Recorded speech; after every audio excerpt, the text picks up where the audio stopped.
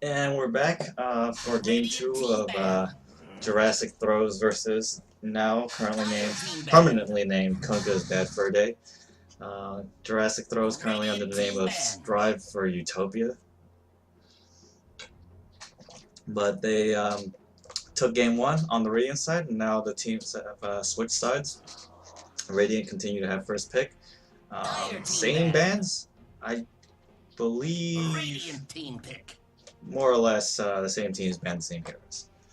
So, makes sense. But Kunkka's Bad Fur Day this time gets the first pick, and let's see if they decide to steal the Shadow Shaman.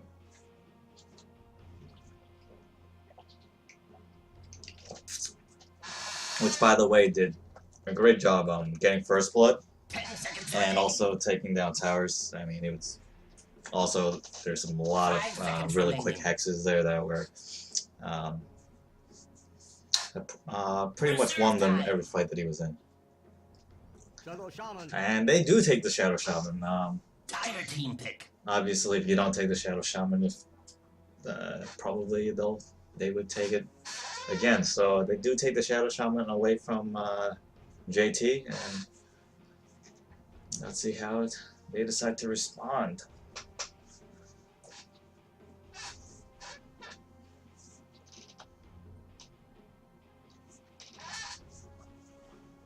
Seconds remaining. 5 seconds remaining. Reserve time.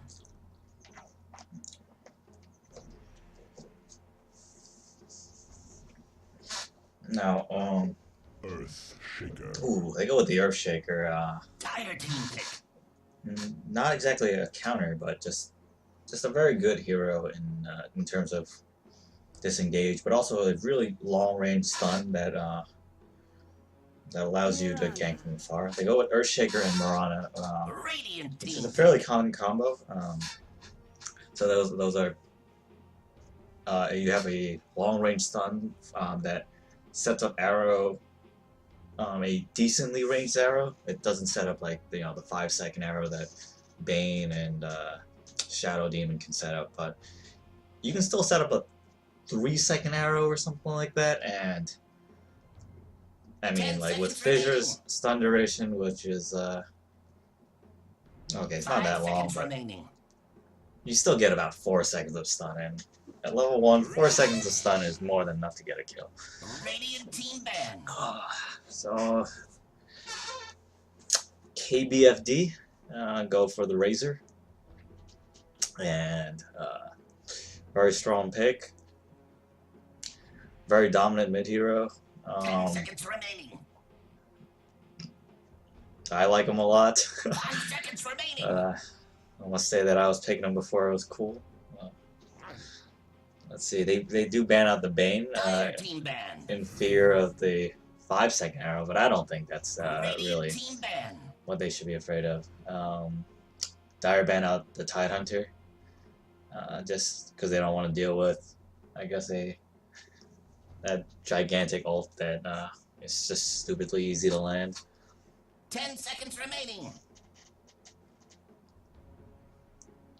5 seconds remaining.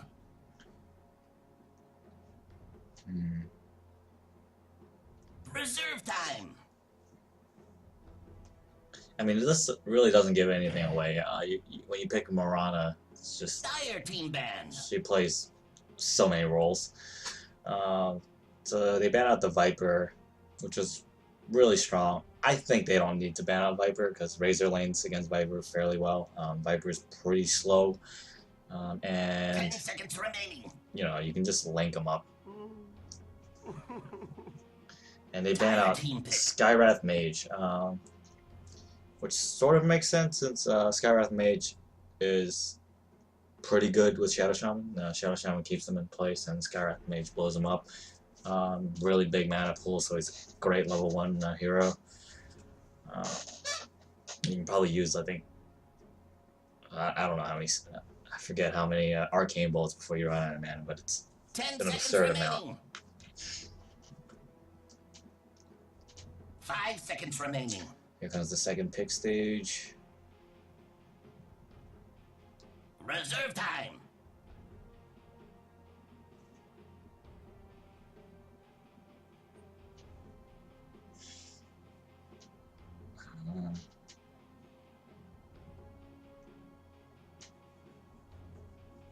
Actually, I think a hero that'd be really good for the Dire right now is Train Protector.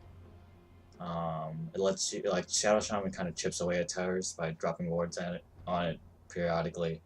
You can heal it back up. Also, he has a really good slow at level 1, and yeah, I think it's good to keep things alive. But they go with an Alchemist.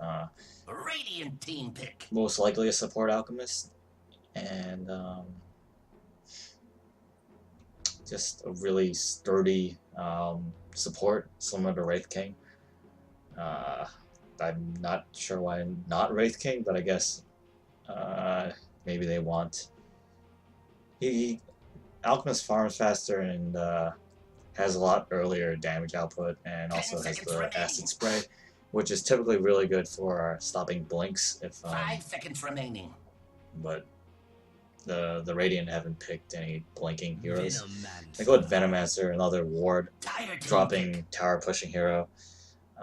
Actually, that Alchemist could be a mid Alchemist, which I don't think is all that good against the Razor, particularly because then you're pretty much only farming with acid spray, and Razor's just going to deny everything. And unstable concoction is not good against Razor because it's single target. And Razor being a agility hero, he's got fairly good armor and unstable current, so they go with the Centaur pick.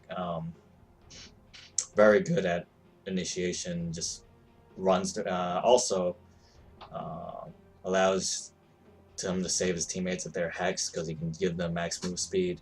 Lets his teammate run away from Venomous Gale. Lets them run when they're under poison plague ward attacks. So pretty good at disengaging. Also helps break link. But if they do a safe lane Razor, Razor is one of the few heroes that actually beats Centaur in lane one-on-one. So it's possible that the Radiant will rotate Razor to to safe lane to fight up against Centaur one-on-one. But he also does really well against Alchemist, so they can just pick a different hero that beats Alchemist, which is most heroes. I don't think Alchemist is all that strong of a mid. He's a very passive mid. He farms decently, but yeah, I don't expect. It seems that they're putting their early game into their safe lane, into their tri lane with Mirana and Earthshaker, and just sort of outlasting the Radiant team.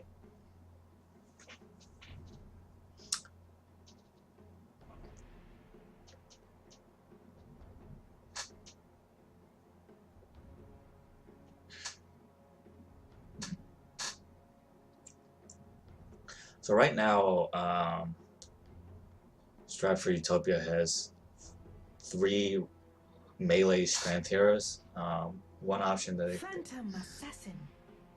they go with Phantom Assassin, which is an interesting carry. It's fairly good against Alchemist because he's a low armor hero. It's possible that they might just lane Phantom Assassin mid, and then put Razor against Centaur, and that will do fairly well. The only thing that I don't love about this lineup is that you have heroes that peak at very different times. Venomancer is pretty much an early game hero, and Phantom Assassin is pretty much a late game hero. Though depends on how you build them. We may see like a more aggressive build, so that Phantom Assassin peaks a little earlier. Also, Phantom Assassin is very paper against Centaur and Earthshaker, so we're gonna have to see how this works.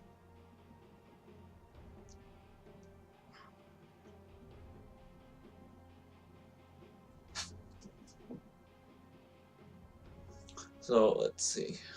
The Radiant are missing an offlaner unless they decide to go aggressive trialing, which is 10 seconds remaining. certain. It's an option, but I don't think it's a good one. Both 5 Shadow seconds Shaman and remaining. Venomancer are very immobile heroes. They're very slow, low move speed, and you're gonna have a hard time chasing people down. Although they do have slows and Radiant stuns, team they're ban. also really squishy.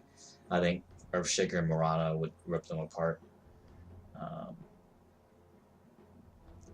So I'm thinking this is a defensive tri-lane. In that case, they will need a offlaner.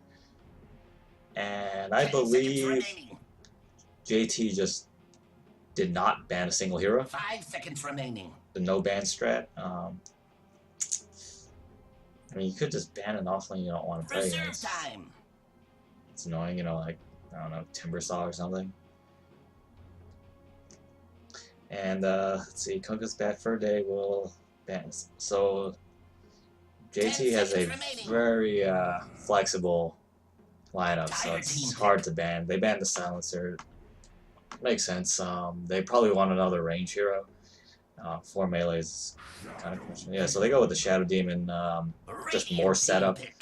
Alright, so this is going to be very possibly an aggressive tri-lane with Shadow Demon, Earthshaker, and Mirana. Again, Earthshaker has a low mana pool, so the first attempt needs to work or it's going to be really rough.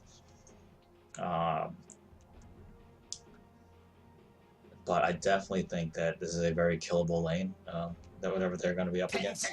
They go with a Timbersaw. Should have banned the Timbersaw. Just a sturdy offlaner. Yeah, if you can...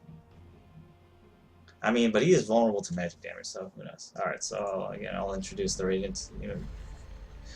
Again, we have Sayonara this time. I think he's subbed in. I don't remember who he subbed in for, but he's going to be on Razor. We have Tradzun on the roster. He's the captain of this team.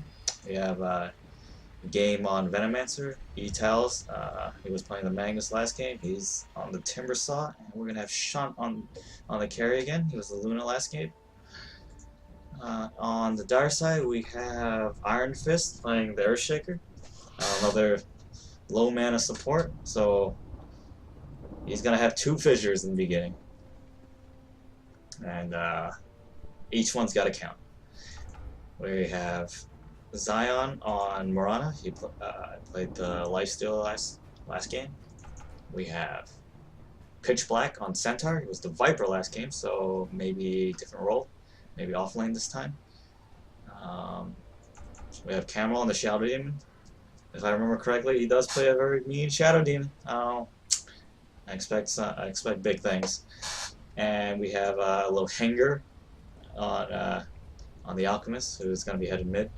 So judging from his items, it should be mid, and then it's going to be mid against Razor. I believe Razor wins that lane pretty heavily. We're going to have Timbersaw against. Let's see. It looks. I think they are going to go aggressive tri-lane again because the Centaur opted to have very little regen. So we're going to have a tri-lane against tri-lane, but we have a Boots first Shadow Shaman, and alright, Boots first Shadow Shaman. That means that left the Venomancer to buy everything else. Poor Venomancer. Let's see how they. Wait.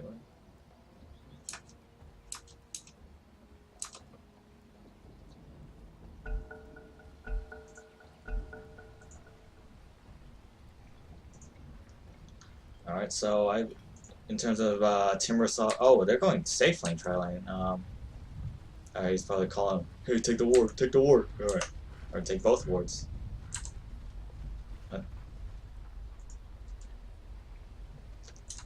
This might be due to the matchups, just because Timbersaw is another hero that does do well against Centaur, so they just don't want him there. Though I do worry for Pitch Black, because 4 tangos is not going to be enough against Venomancer Harass and a Boots first Shadow Shaman. This might be first blood.